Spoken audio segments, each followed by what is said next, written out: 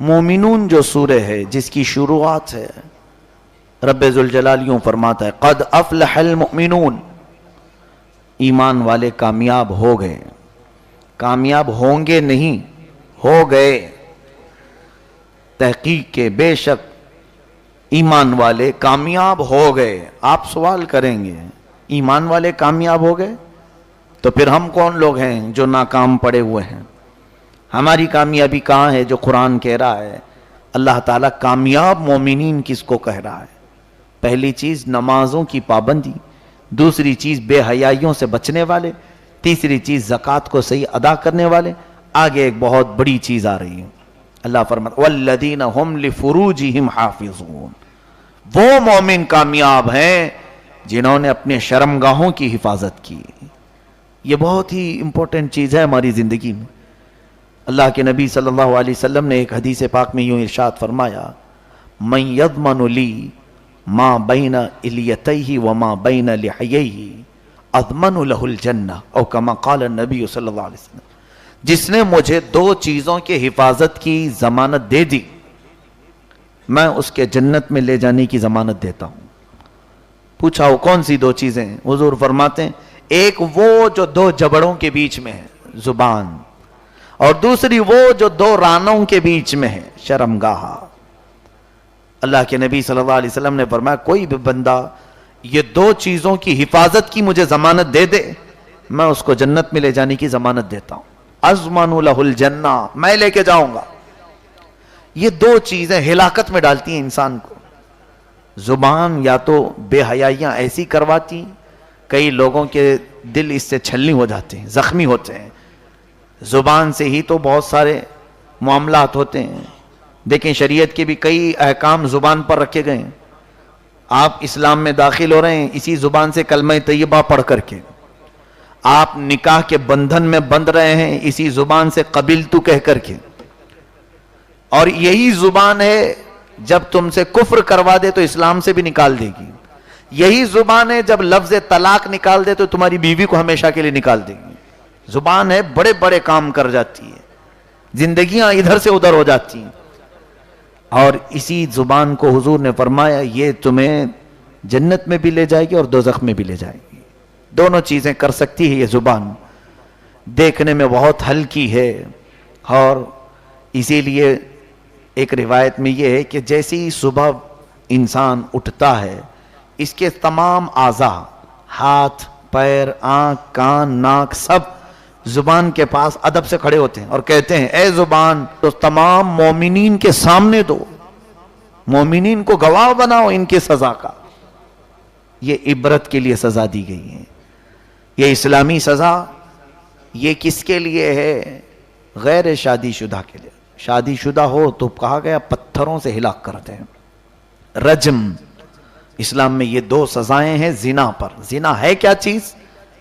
غیر شرعی طریقے سے مرد کا عورت سے مل جانا۔ ہر مرد کو اللہ تعالیٰ نے حلال طریقہ عطا فرمایا، نکاح کے ذریعے کسی بھی خاتون کو اپنی عورت بنا لے، بیوی بنا لے، لیکن کسی نے بغیر نکاح کے کسی بھی انجان عورت سے اپنے جسمانی تعلق قائم کیا، اسی کو زنا کہا ہے شریعت میں۔ اور یہ زنا اتنا سخت گناہ ہے، حدیث پاک میں جس وقت بندہ زنا کر رہا ہوتا ہے تو اس کا ایمان اٹھا لیا جاتا ہے۔ ایمان کی حالت میں کوئی زنا کر ہی نہیں سکتا، ایمان اس کا اٹھا لیا جاتا ہے، معلق ہوتا ہے۔ جب تک وہ توبہ نہ کرے ایمان اس کا لٹکا ہوتا ہے۔ یہ بہت ہی عظیم گناہ ہے، بلکہ یہ بھی فرمایا گیا جس وقت ایک مرد اجنبی عورت جس سے اس کا حلال رشتہ نہیں، یعنی نکاح کے ذریعے سے رشتہ نہیں، غیر عورت، پرائی عورت اس سے شہوت سے ملتا ہے، اللہ اکبر، فرمایا کہ اللہ کا عرش ہلنے لگتا ہے اور ملائکہ غضب میں آتے ہیں، عرض کرتے ہیں مولا اس پر پتھروں کی بارش کر دے۔ رب تو وہ کریم ہے، رحیم ہے، مہربان ہے، جو بندوں کو مہلت دیتا ہے توبہ کی، باز آنے کی، پلٹ آنے کی۔ ایسے بہت ہیں دنیا میں جنہوں نے زنا سے اپنے دامن کو داغدار کر لیا ہے، اور کچھ کا تو پیشہ ہے، کچھ کا تو عادت ہے، ان کی عادتیں ہیں۔ لیکن میرے عزیزو قرآن کا حکم سنو، اس میں کسی کی رعایت نہیں کی گئی۔ ایسے کئی واقعات حضور صلی اللہ علیہ وسلم کے زمانے میں آئے۔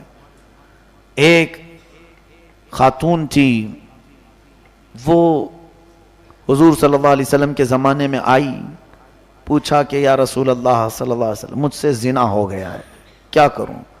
کہا شادی شدہ؟ کہا ہاں، پتھروں سے ہلاک کیا جائے گا۔ اس نے کہا کہ مجھے منظور ہے، مجھے پاک کر دیجئے۔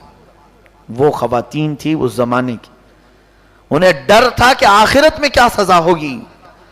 حضور آپ دنیا میں مجھے پاک کر دیں، آخرت کا میں جھیل نہیں سکوں گی، کیونکہ آخرت کے بارے میں حضور صلی اللہ علیہ وسلم نے فرمایا قیامت کے دن کچھ ایسے لوگوں کو لایا جائے گا جو ننگے ہوں گے، بغیر لباس کے ہوں گے، اور کچھ ملائکہ بہت ہی سخت ڈراؤنی شکل کے اپنے ہاتھوں میں لوہے کی سلاخیں گرم تپارے ہوں گے جس سے آگ کے شعلے نکل رہے ہوں گے۔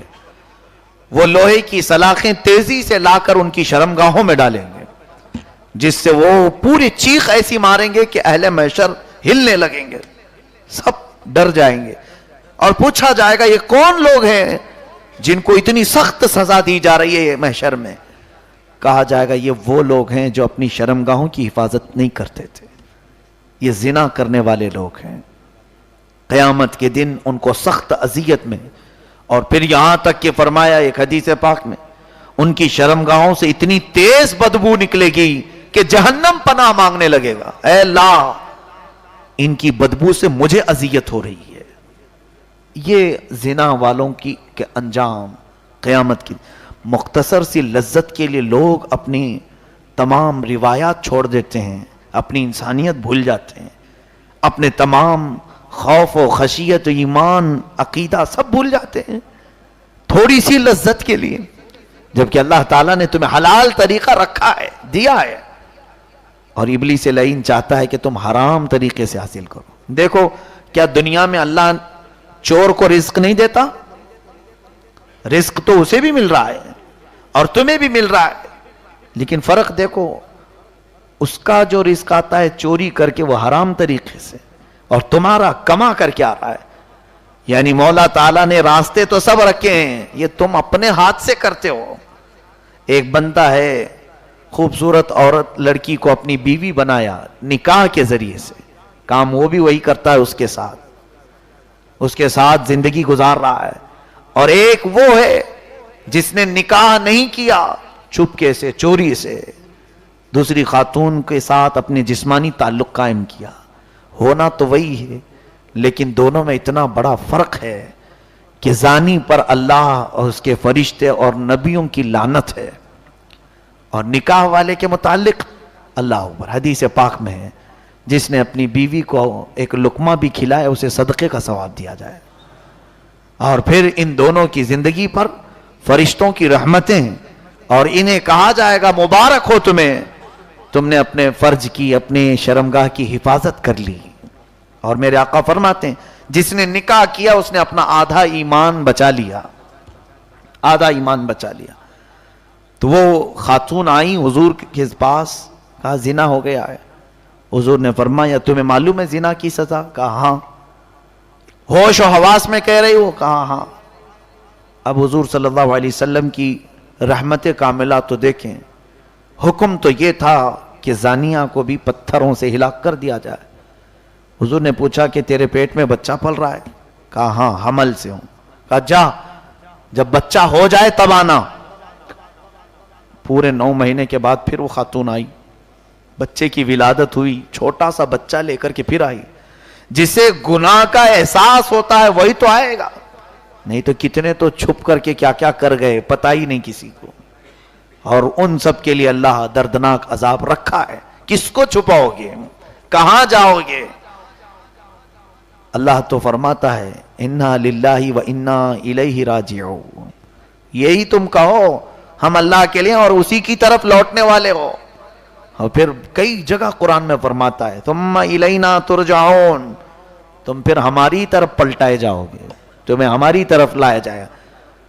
الینا تحشرون، ہماری طرف تمہارا حشر کیا جائے گا، اٹھائے جاؤ گے۔ اب وہ خاتون بچے کو لے کر کے آئی, کہا یا رسول اللہ صلی اللہ علیہ وسلم, آپ نے فرمایا تھا بچہ ہونے کے بعد آ جاؤ, بچہ ہو گیا ہے, اب مجھے جو سزا ہے اسلامی دے دی جائے. حضور نے فرمایا یہ بچہ ابھی پیدا ہوا, اس کا حق ہے دودھ پلانے کا, جاؤ دودھ پلاؤ, پوری مدت ہونے کے بعد آنا.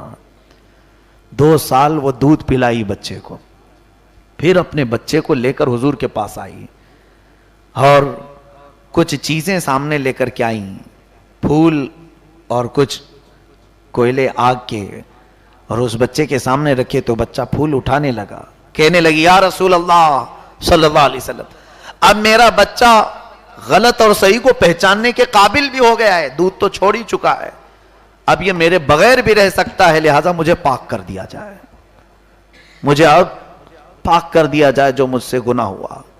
اس بچے کو دے دیا گیا. اب اس خاتون کو حضور نے صحابہ کے حوالے کیا. جبل انم مدینے میں آج بھی وہ پہاڑی موجود ہے جہاں پر لے جایا جاتا تھا اور سنگساری کی جاتی تھی. اس خاتون کو اس پہاڑی کے اوپر سے ڈھکیلا گیا اور سارے مسلمانوں نے پتھروں سے رجم کیا, یہاں تک کہ وہ ہلاک ہو گئی, روح پرواز کر گئی. لیکن وہ جاتے جاتے خوشی سے روتے ہوئے گئی, نہیں کوئی قلق نہیں تھا, درد نہیں تھا, کیونکہ معلوم تھا اللہ کے نبی نے مجھے دنیا میں پاک کیا, اب آخرت میں کچھ نہیں ہوگا. لیکن ان لوگوں کا کیا جو سارا بوجھ لے کر کے سوئے ہوئے ہیں, اب بھی ہیں, ان کی آنکھوں کے بند ہونے کی دیر ہے کہ فرشتے تیار کھڑے ہیں. اللہ نے فرمایا ہے فرشتے تیار کھڑے ہیں, بلکہ جس دن تمہارے روح نکلنے کا ہوتا ہے, دن ہوتا ہے, وقت آتا ہے, عذاب کے فرشتے تو گھر میں پہلے سے داخل ہو جاتے ہیں اٹھا لے جانے کے لیے. ابھی اس کی روح ملک الموت قبض کریں گے اور اس کے بعد عذاب کے فرشتے تیار کھڑے رہتے ہیں, ان کو دیکھتا بھی ہے مردہ. میرے عزیزو, ان تمام واہیات سے اور خرافات سے اپنے آپ کو بچاؤ, اپنے معاشرے کو بچاؤ. زنا ایک ناسور ہے, یہ کینسر ہے. کینسر کی پھوڑی ہو جائے جسم پر پھیلتی ہے, اس کا زہر اتنا پھیلتا ہے, آج تک تو ڈاکٹروں نے علاج نہیں ڈھونڈا, اس کا علاج ملتا نہیں ہے. کینسر کے لیے کتنی جگہ پر کیمو تھراپی کی جاتی ہے, یعنی انجیکشن دے کر کے پورے جراثیم مارے جاتے ہیں, اس زخم کو پوری طرح سے ختم کیا جاتا ہے, پھر بھی ہوتا ہے کینسر. جیسے کینسر ہوتا ہے دیکھا ہے نا آپ نے, وہ زندگی بھر نہیں چھوڑتی بیماری. زنا پورے معاشرے کے لیے کینسر ہے, یہ پھیل جائے گا معاشرے میں. جہاں کوئی زانی ہو اس کے وائرس آس پاس پھیلتے رہیں گے اور کئی لوگوں کی نیتیں خراب ہوں گی.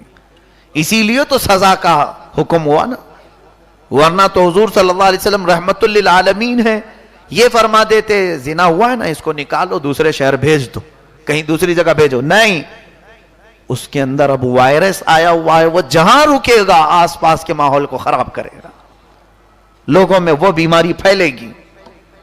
کیا وہ صحابہ جن کو سنگسار کیا گیا انہوں نے توبہ نہیں کی تھی؟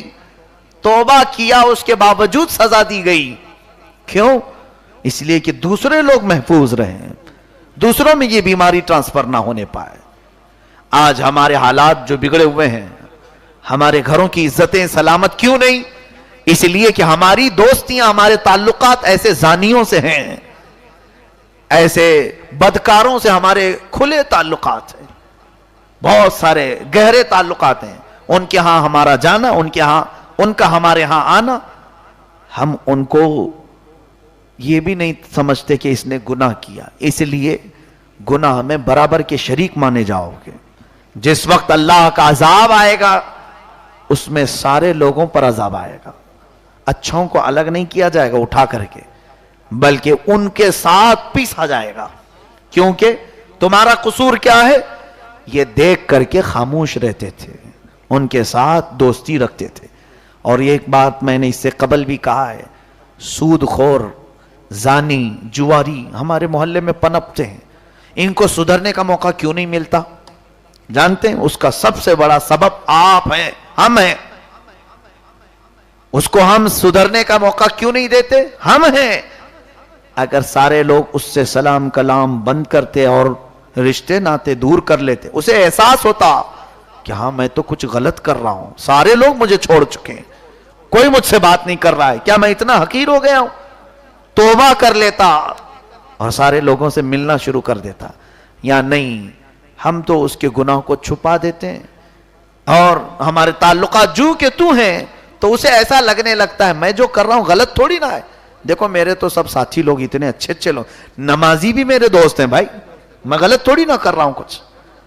اس کے دل میں گناہ کا تصور آتا ہی نہیں, یعنی برائی جو کیا ہے اس کو وہ برا سمجھتا ہی نہیں. کہیں تو چل کر کے ہم اپنے معاشرے کو درہم برہم کرنے کا سسٹم خود ہی اپنائے ہوئے ہیں. اللہ ہماری حفاظت فرمائے. خاص طور پر اپنی ایک عادت یہ بنا لو, ہو سکے تو اصلاح کرو ان برائیوں میں جو مبتلا ہے, اور نہیں کر سکتے تو کم از کم ان سے تعلقات نہ رکھو. اس لیے نہیں کہہ رہا ہوں میں کہ دشمنی پیدا کر لو ان سے, ان کو گالی گلوچ کرو, ان کو مار توڑ کرو, نہیں. تمہارے دل میں یہ نیت ہونا چاہیے, شاید میرے نہ ملنے سے اس کے دل میں احساس ہو جائے گا, توبہ کر لے گا, توبہ کر لے گا, وہ آ جائے گا. اور یہ ہماری آزمائی ہوئی چیز ہے. ہم نے دیکھا ہے کچھ لوگوں کو, کسی کو ہم سے ملنے کا شوق ہوتا ہے اور وہ ہمارے ساتھ بیٹھنا چاہتے ہیں. ہم نے ان سے کہا میں تمہارے ساتھ اسی وقت ملوں گا, تیرے گھر اسی وقت آؤں گا, یا تیرے ساتھ میں مصافحہ اسی وقت کروں گا جب تو یہ برائی چھوڑ دے گا. اس نے چھوڑ دیا. حضور پاک صلی اللہ علیہ وسلم نے یہی فرمایا بہت سارے نوجوانوں کے ساتھ. حضور سے ملنے کے خواہش مند تھے, حضور کہتے تھے نہیں ملوں گا, تو ایمان لے آؤ. امیر حمزہ خود حضور کے چچا ہیں, حضور کو مسکراتا دیکھنا پسند کرتے تھے, ایمان نہیں لائے تھے. ایک دن ابو جہل نے حضور پر ہاتھ اٹھایا, امیر حمزہ کو غصہ بہت آیا, ابو جہل کو مار کر کے آئے اور اپنے بھتیجے کے پاس آئے, کہا محمد میں نے بدلہ لے لیا, اب مسکرا دو, تمہاری جو عادت ہے مسکرانے کی مسکراؤ. حضور نے نہیں مسکرایا, کہا نہیں, اپنا چہرہ نیچے کر کے بیٹھے. پھر پوچھا چچا تم مجھے مسکراتے ہوئے دیکھنا چاہتے ہو؟ کہا ہاں. کہا پھر کلمہ طیبہ پڑھو میں مسکراؤں گا. حضرت امیر حمزہ اس وقت کلمہ طیبہ پڑھ لیے. یہ ہوتا ہے اصلاح کرنے کا طریقہ, یعنی کسی کو اپنانے کا طریقہ بھی یہی ہے کہ آپ کسی نہ کسی اپنے سورسز سے ان کی خرابیوں کو دور کرو. یہ بھی مومن کا مومن کے بارے میں اچھا سوچنا اللہ کے ہاں بہت بڑا اجر ہے. نہیں تو ہمارے یہاں اکثر کی عادت کیا ہے, اچھا وہ برائی میں ہے, رہنے دو, پڑے رہنے دو. نہیں, ایسے کسی بھی مومن کے بارے میں نہ سوچو. یہ سوچو کہ میں اس کو جہنم میں جانے سے بچا لوں. ایک بار تو ٹرائی کرنا ہمارا فرض ہوتا ہے, باقی عمل کا کام اس کا ہے.